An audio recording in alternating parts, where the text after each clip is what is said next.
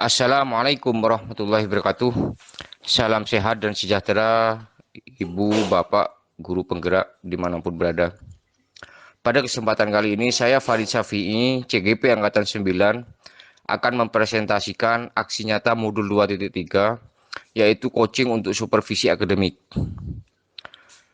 Pada kesempatan kali ini, saya sebagai supervisor akan melakukan supervisi akademik untuk teman rekan sejawat saya, Ibu Yunita. Dan kebetulan Ibu Yunita ini mengajar sama halnya dengan saya, yaitu matematika. Selamat menyaksikan. Assalamualaikum Bu Yunita. Waalaikumsalam warahmatullahi wabarakatuh, Pak. Alhamdulillah Bu Yunita, kita berjumpa ya di siang ini. Ini Bu Yunita ini kan baru kan di sini ya Bu Yunita ya. Sebelumnya kan di SMA ya. Ya. Gimana perasaannya sampean istilahnya yang sebelumnya di SMA itu yang mungkin masalah karakter, mungkin juga masalah kebiasaan anak-anak di sini, yang di sana hanya mungkin jurusan IPA atau mungkin bahasa IPS ya. Dan sekarang di sini kan kok ada jurusan ini dan sebagainya. Pripun apa ya perasaannya jenengan seperti apa? Oke, mungkin ini memang golden moment yang saya tunggu-tunggu untuk bisa diskus dengan Pak Farid ya, terkait hal tersebut. Memang kalau ditanya perasaan, tetap ada rasa. Yang pertama saya pasti rasa syukur ya Pak, karena dengan ada di sini itu secara, kalau saya merefleksi diri saya semakin matang untuk menjadi guru, karena dinamika yang sebelumnya di SMA sekarang punya challenge untuk di SMK kan, itu secara emosional dan secara kompetensi, peningkatan kompetensi itu menjadi hal yang patut untuk saya syukuri untuk kematangan diri saya.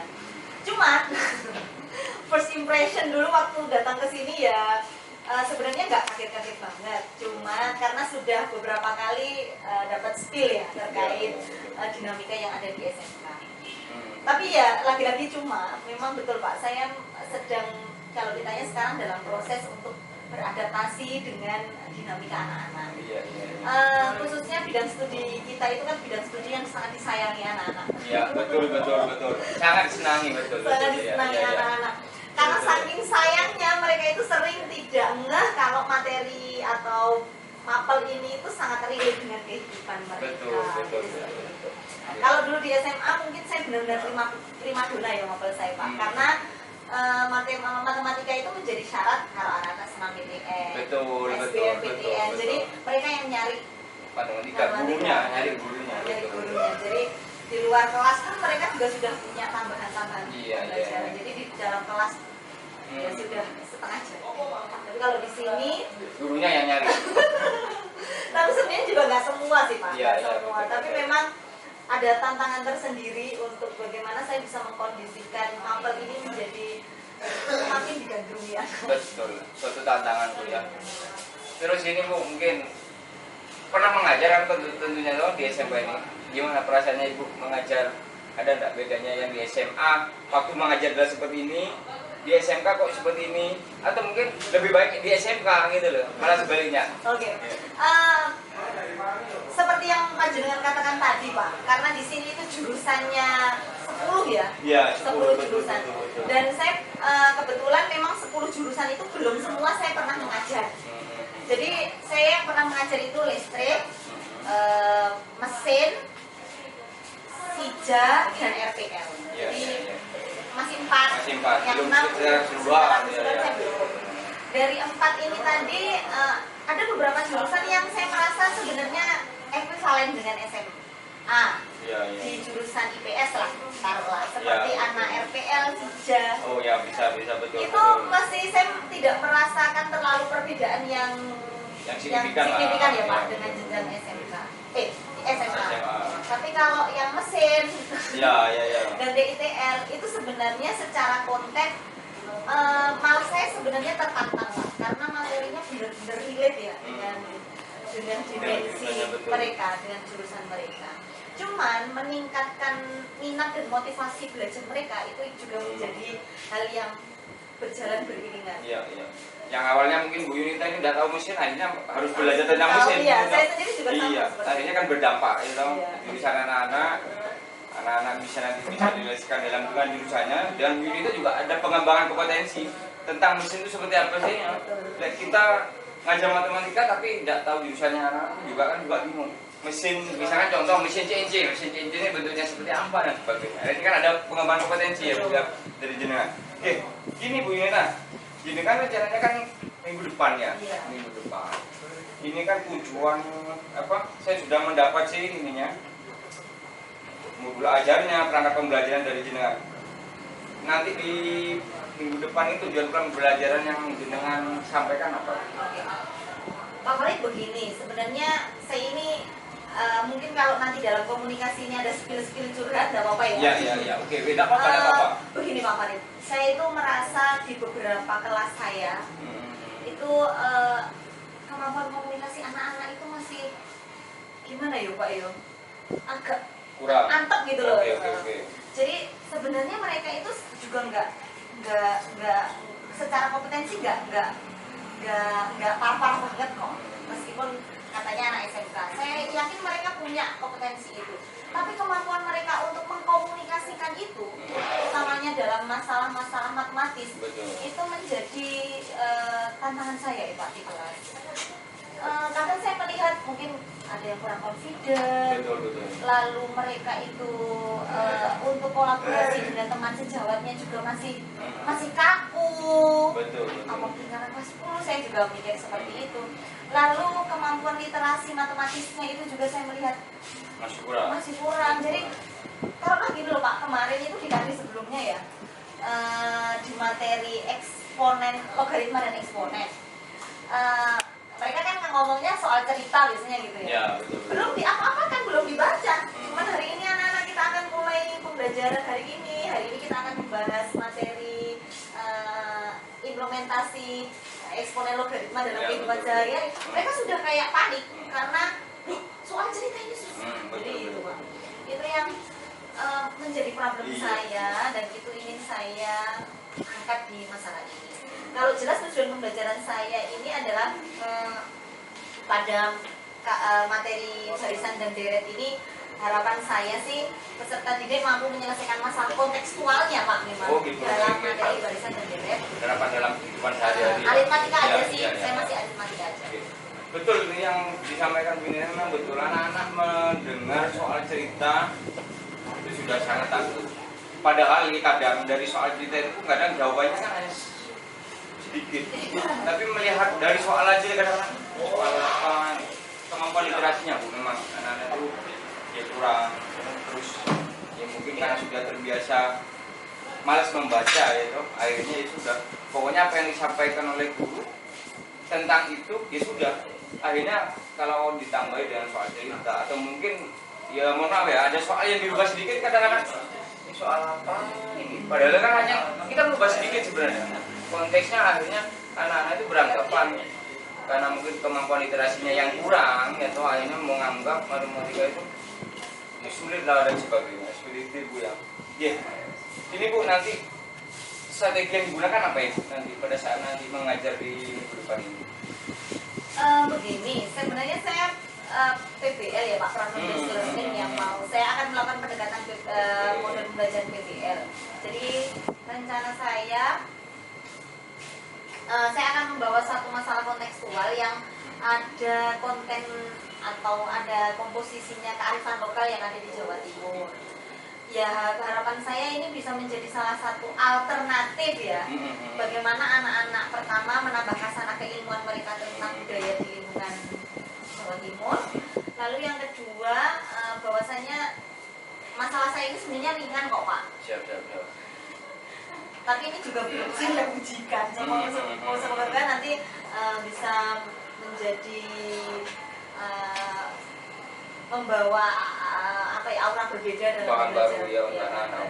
Jadi mungkin itu, terus kolaborasinya untuk menumbuhkan kolaborasi mereka saya tetap berbasis tim ya. Jadi nanti pemecahan masalahnya berbasis tim. Lalu nanti untuk peningkatan kemampuan berkomunikasinya nanti akan ada sesi presentasi dan saling menanggapi. Ya, saya lihat ini tadi di perangkat jaringan sudah ada asesmen awal sih, dalam artian nanti pembagian timnya ya. Dan saya juga berharap Bu, dari idenya jenengan strategi yang mau dipakai ini nanti apa ya? Tidak hanya lingkup matematika sebenarnya yang didapat, kearifan lokal juga dapat. Nanti di program pelajaran Pancasilanya kearifan lokalnya yang dapat tema-tema itu ya toh. Akhirnya saling bersinambungan. Relate antara matematika dengan P5 atau mungkin nanti bisa di pertemuan selanjutnya Bu, tidak hanya kearifan lokal yang diambil, bisa nanti mungkin teknologinya ya, manfaat matematika dalam teknologi dan sebagainya. Mungkin itu ya Bu Yunita ya, terima kasih banyak, sampai jumpa nanti minggu depan ya. Terus berkarya Bu Yunita, luar biasa ya. Semoga selalu sehat, keluarga juga sehat, dan kita terus mengabdi di SMK Negeri 6. Terima kasih Bu Yunita. Terima kasih Pak. Assalamualaikum warahmatullahi wabarakatuh. Waalaikumsalam. Siang hari ini kita mulai dengan A'udzubillahi minasyaitonir rajim. Bismillahirrahmanirrahim. Ya Allah ya Muhaimin ya Aziz ya Jabbar ya Mutakabbir ya Mu'in ya Bari ya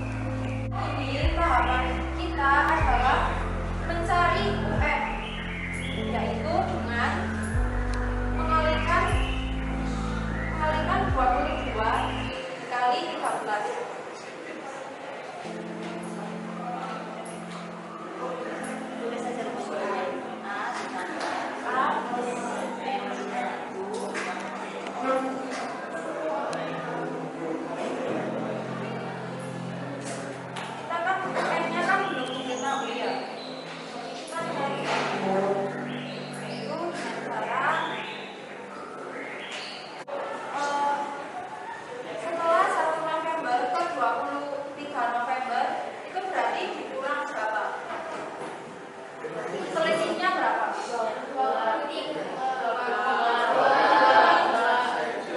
Berarti 22 hari ya. Ya, 1 November. Ya.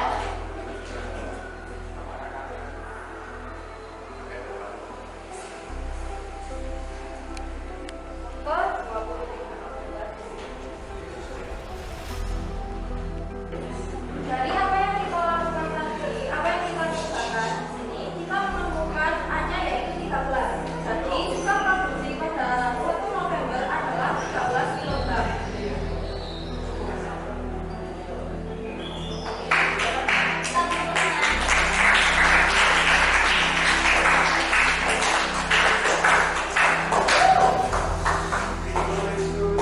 Apakah ada pertanyaan?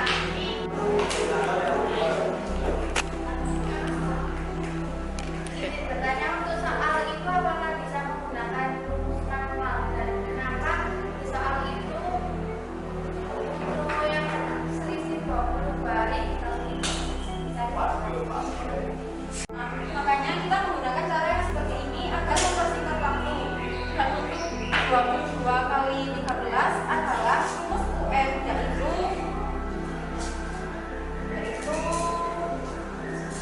yaitu N kali B. Makanya 22 kali 13 dengan 900. Oke, kita perhitungan ya. Sudah jelas? Jawaban dari nomor 2. Ada pertanyaan lagi? Sekali lagi kita bilang Sekian presentasi dari kami. Wassalamualaikum warahmatullahi wabarakatuh. Waalaikumsalam warahmatullahi wabarakatuh. Anak-anak, gimana? Belajarnya nyaman? Hari ini kita jalan-jalan ke Trenggalek untuk cobain makanan khas Trenggalek yaitu alen-alen. Meskipun kalian sekarang sudah mulai suka makan spaghetti, suka makan pizza, suka makan apa deh? Makan burger, tapi ternyata di negara kita itu juga punya camilan yang gak kalah lezat ya. Namanya alen-alen. Alen-alen itu makanan khas dari Trenggalek, camilan khas. Nanti kalau berkesempatan ke Trenggalek, jangan lupa mampir untuk beli alen-alen. Kalau di produk kita ini ya,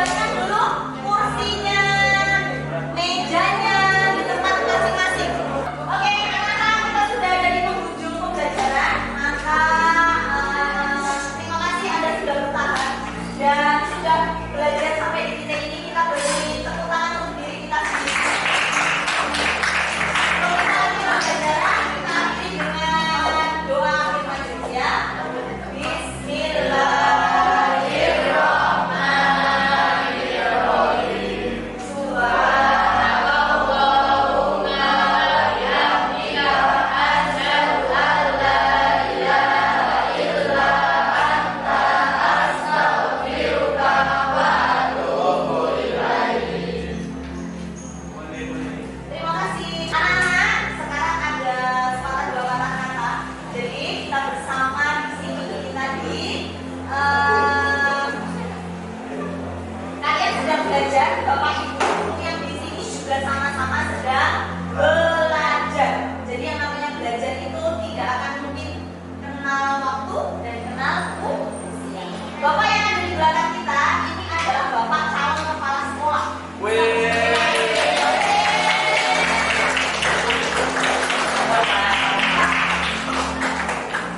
Kepada Bapak ini,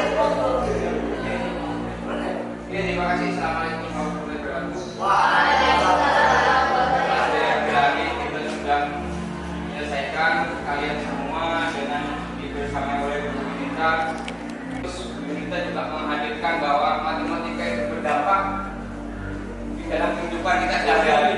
Seperti saya contohnya, kayak tadi, kayak Aren tidak tahu dari mana asal muasalnya. Ternyata dari pelajaran ini, ternyata dari Terenggalek. Banyak informasi-informasi baru yang didapat dari pembelajaran matematika. Ini yang menjadi titik penting dari kalian semua. Makanya bisa saya katakan kalian beruntung sekali mendapatkan Bu Yunita sebagai guru matematikanya. Biar nanti ada variasi-variasi betul di dalam mempelajari matematika, mempermaknai matematika itu dalam kehidupan. Sehingga yang matematika dianggap sesuatu hal yang menakutkan, itu menjadi hal yang nanti hilang dengan sendirinya. Bahwa matematika itu selalu kita butuhkan, selalu kita perlukan, dan bisa diterapkan dalam kehidupan sehari-hari. Sekali lagi saya ucapkan terima kasih Bu Yunita. Bu Yunita juga calon kepala sekolah. Semoga apa yang kalian dapatkan di hari ini membawa nilai bermanfaat untuk sampai pribadi dan masyarakat. Ya, terima kasih. Assalamualaikum warahmatullahi wabarakatuh. Terima kasih. Assalamualaikum warahmatullahi wabarakatuh. Waalaikumsalam warahmatullahi Yang wabarakatuh. saya hormati Pak Afri, Bu Yunita, selaku rekan kerja dari saya yang sudah kemarin kita lakukan observasi pembelajaran di kelas ya. Mungkin di awal akan saya sampaikan dulu apa yang saya istilahnya temukan di kelas ya. Tujuan pembelajaran yang sudah disampaikan oleh Bu Yunita sudah tersampaikan dengan baik kepada peserta didik, dan tentunya pembelajaran yang sudah dilakukan juga berpihak kepada peserta didik. Ada beberapa peserta didik yang aktif sekali di dalam pembelajaran, dan mungkin ada beberapa diferensiasi yang tidak tercapai. Tentunya di sini adalah di produk ya. Iya, betul. Betul, di produk itu hampir anak-anak hanya satu produk gitu. Mungkin di lain kesempatan nanti bisa kita berikan keleluasaan sesuai dengan kemampuan awal dari peserta didik, sehingga dimensi produk ini bisa setiap kelompok atau mungkin setiap peserta didik bisa tersalurkan bakat dan minatnya. Oke. Yang juga perlu disampaikan dari Bu Yunita kemarin waktu melaksanakan observasi, ada kendala atau mungkin seperti apa? Oke. Terima kasih Pak Farid kemarin Siap. sudah membersamai saya dalam proses penyusunan modul ajar hingga melakukan pendampingan di kelas. Mungkin kalau saya pribadi memang betul apa yang dikatakan Pak Farid kemarin. Memang variasi atau diferensiasi produknya belum saya lakukan dengan baik ya Pak, dengan optimal ya. Kalau kendala yang saya rasakan sesuai dengan apa yang saya utarakan di awal, bahwasanya memang fokusnya anak-anak itu masih menjadi challenge saya pribadi Pak di kelas. Betul.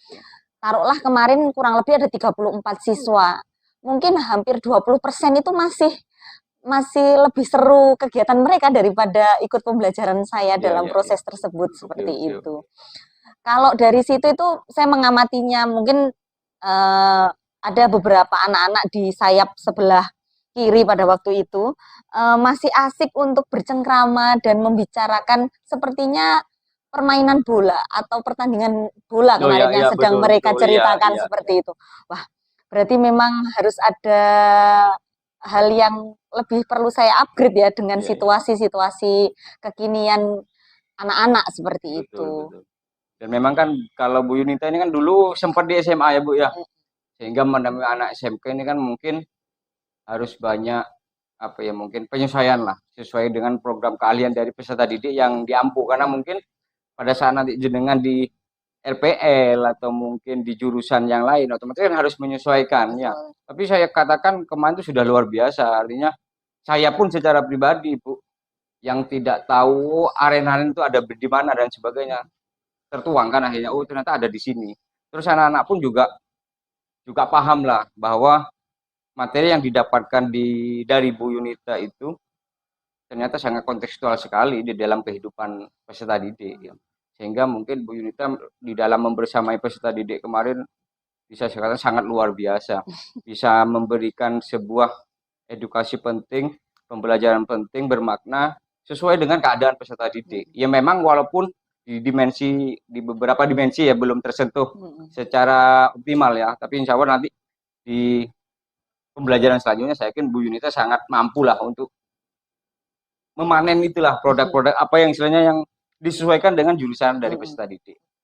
Mungkin itu Bu Yunita, dan juga mungkin bisa nanti disepil ya mungkin ya di pembelajaran yang selanjutnya harus diberikan mungkin media-media pembelajaran yang lain gitu. Dalam artian mungkin disonding lah mungkin di dalam artian ada media pembelajaran mungkin yang berbahasa Syaiti lah. Mungkin kalau RPL kan mungkin bisa game ya Bu ya. Iya betul. Karena kan sesuai dengan jurusannya, atau mungkin kalau TKR monggo lah nanti disesuaikan, bisa turun ke lapangan lah, ke bengkel lah dan sebagainya. Tapi saya katakan luar biasa pada kesempatan kemarinnya. Semoga itu juga menjadi refleksi bagi saya untuk terus juga mengembangkan ide kreatif, inovatif, metode dan sebagainya. Mungkin itu Bu Yunita ada yang mungkin disampaikan lagi? Saya sepakat dengan Pak Farid. Mungkin saya juga jadi ngeh dengan apa yang jenengan katakan. Mungkin kalau saya boleh curhat sedikit ya Pak, karena saya itu sekarang guru SMK, betul. Tapi materinya adalah materi umum ya, materi apa adaptif ya istilahnya. Betul. Saya jadi kepikiran dengan apa yang jenengan katakan. Mungkin memang betul. Kemarin memang saya sih memang dari awal kan saya cerita dengan Pak Farid ya. Saya ingin membawa ada campaign kearifan lokalnya Pak, kan seperti itu. Betul. Makanya masalah yang saya angkat adalah masalah alen-alen pada waktu itu. Tapi saya juga terinspirasi dengan apa yang jenengan katakan. Karena saya ada di lingkungan SMK, mungkin one day ini saya bisa membuat masalah-masalah atau mengangkat masalah dari sesuai dengan jurusan mereka. Betul. Itu yang mungkin saya perlu melakukan banyak kajian literasi terkait itu. Karena kasanah keilmuan saya untuk beberapa jurusan masih sangat merangkak untuk itu. Tapi betul itu Pak, itu menjadi insight baru. Oh iya ya, saya mungkin bisa mengambil problem yang berhubungan dengan keteknikan mereka.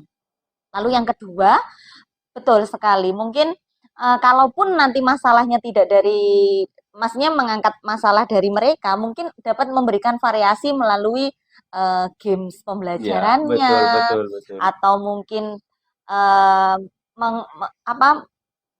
mengaitkan materi dengan materi sebelumnya melalui teknologi, itu memang patut saya coba. Itu sih mungkin ya. Ya saya jadi kepikiran hal baru ya setelah saya berdiskusi dengan Pak Farid ini. Siap. Oke, terima kasih Bu Yunita. Mungkin dari Pak Afri, mungkin ada yang disampaikan. Oke, terima kasih. Saya berharap saya pun juga belajar Bu Yunita, kita bersama-sama terus berproses lah untuk lebih memberikan pelayanan yang terbaik kepada peserta didik kita, karena saya yakin dan saya mempunyai prinsip bahwa peserta didik yang ada di kita ini adalah sebuah aset negara yang sangat luar biasa yang harus kita berikan pelayanan yang full optimal. Apalagi kita seorang pendidik tentunya harus bersama-sama, kita harus beriringan, saya dan Bu Yunita atau mungkin dengan guru-guru maupun yang lain. Terima kasih atas kesempatannya Bu Yunita, terus semangat untuk membersamai anak-anak untuk menjadi lebih baik. Semoga ini menjadi amal jariah kita. Amin. Dan inilah salah satu mungkin untuk mengangkat derajat kita untuk mungkin menuju ke surganya Allah Subhanahu wa taala. Oke, terima kasih Bu Yunita, Pak Afri. Assalamualaikum warahmatullahi wabarakatuh. Waalaikumsalam warahmatullahi wabarakatuh.